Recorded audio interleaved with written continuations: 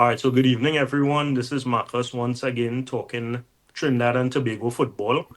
And today I have the chance to speak to Allikye Douglas, a young footballer from Trinidad who had a really good opportunity recently. And I just want to kind of talk a little bit about that. So, firstly, Allikye, thanks for spending a little bit of time with me and being on this interview. So, welcome to the podcast, basically. Thank you for having me.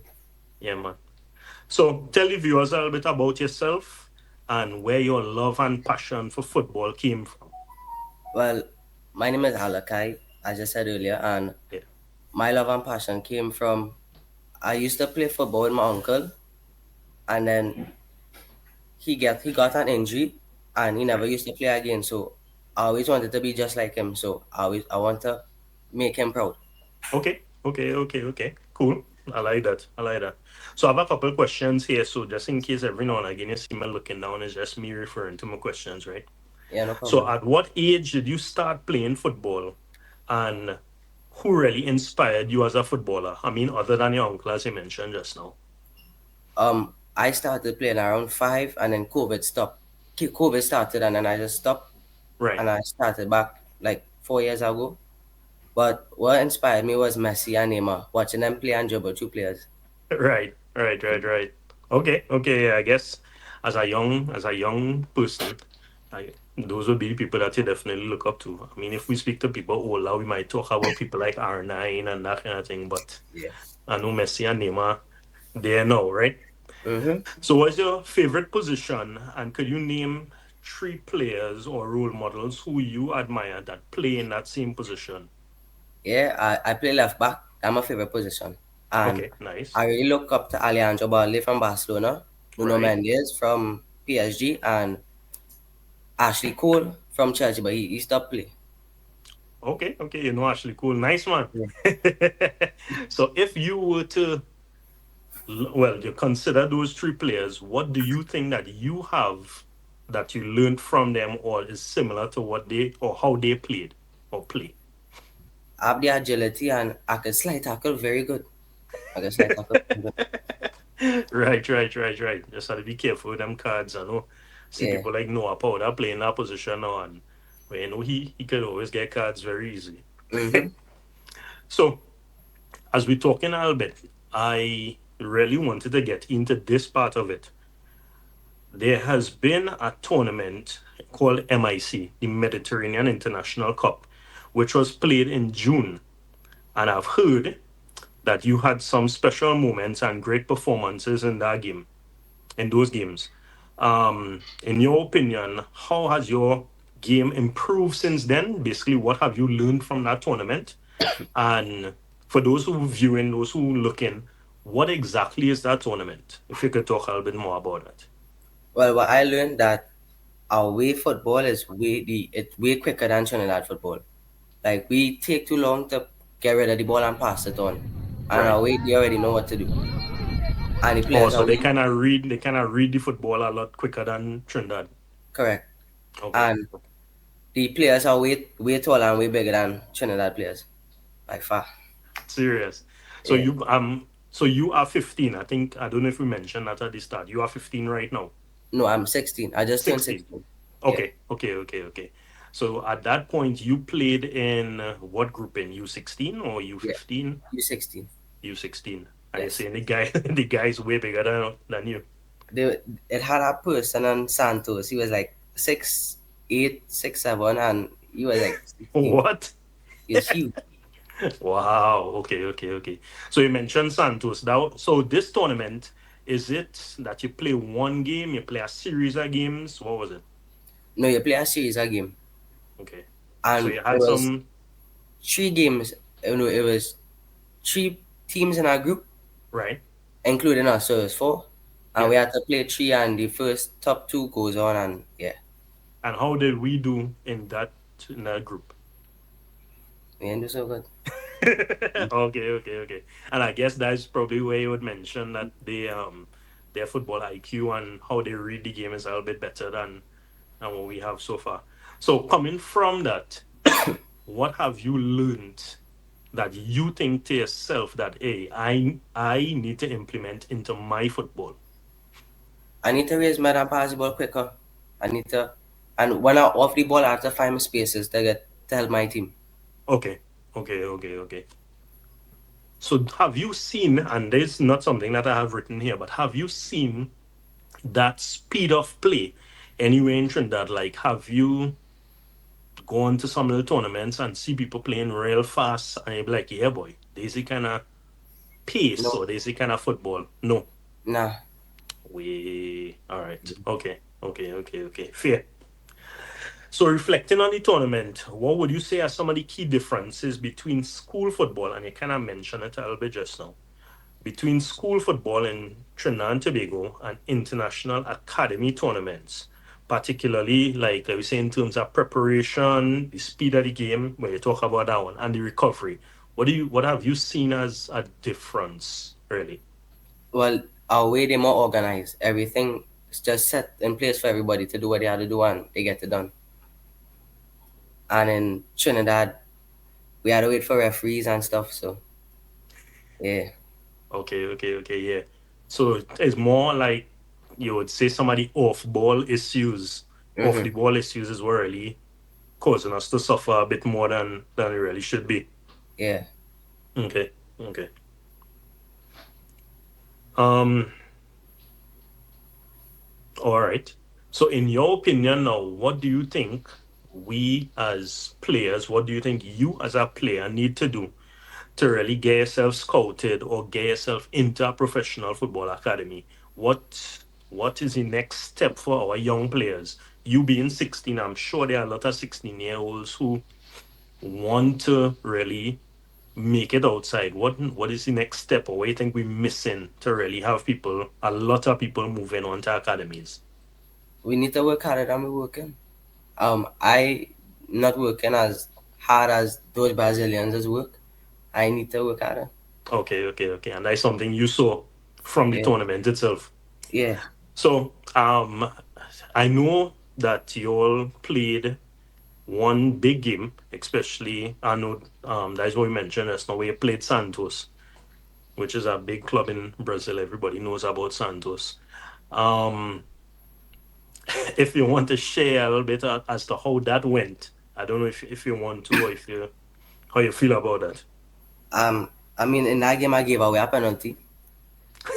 Yeah. Again, they One of were them, one of them shoot, and it was going straight to my face, and I put my hand up, right. and I gave away a pen. Well, right. Yeah, and you want to lose that face, it's the last. Right. Okay. Yeah. Yeah, that happens. That happens. We see big players, you know. We see Denzel. We see Denzel Smith walk out the box last one of the last games and hands the ball. As a professional goalkeeper, he shouldn't really be doing them kind of Yeah. nonsense either. So yeah, them things happen, right? Them things Yeah, and happen. we also got they had coming out it, and then they had 8 players on the field. They took off most of the players, and we're still struggling. We're still struggling. Yeah, Yeah. and just for context, this is a full team of 11 that you all playing. Yeah, a full team of 11. Way, and they had 8 men on the field and still dealing with all your boy. Yeah, and it hit us about 13 nil. Way. All right, Yeah. okay.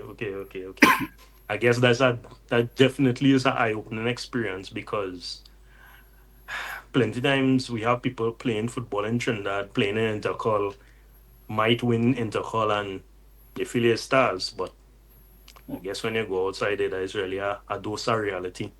I think if Brazil come and play Premiership football in Trinidad, they'll kill it. So you kind of brought a good point, which I really don't have anything about that. What do you think about if they bring like obviously not a strong team, but they bring a team, or Venezuela brings a team to get into our league? Do you think that would help our players at least recognize where we are, Yes, and that could help us boost our football? yeah, by far. Because Okay. then the coach is seeing what they have to do too. Yeah, true. That will help us. Yeah, Because fair, that's a good point. If everybody playing slow football here and you have nothing to compare it to, and everybody just looking good because everybody playing slow, right?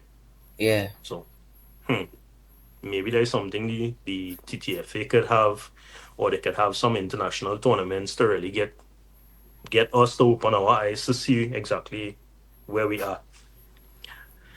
So outside of football, um, because we talk about the club, we talk about playing left back, talk about that. Outside of football, what do you really do that keeps you grounded and what keeps you really motivated? What keeps me grounded is that I have hobbies to do. Like I cook, I play Okay. games, Right. I have friends that is lying with, Yeah. and I keep God by my side every day. That's a Right. big part of me. Yeah. Yeah. And Yeah. my Yeah. parents, they help a lot of what I do. Okay. So yeah, Okay. Faith. I mean that is definitely important because you don't want to lose yourself. And in this day and age and this society, anything could really happen if you don't really keep God at your side. Yes. correct. So, how do you balance school, football, and social life? Do you have it scheduled? Is it structured, or how do you go about doing that? I don't really have a schedule or anything. I have a strict mother though. So when I see my straight off, she'll crack my hit my tell me go back on track. So yeah, Right. Okay.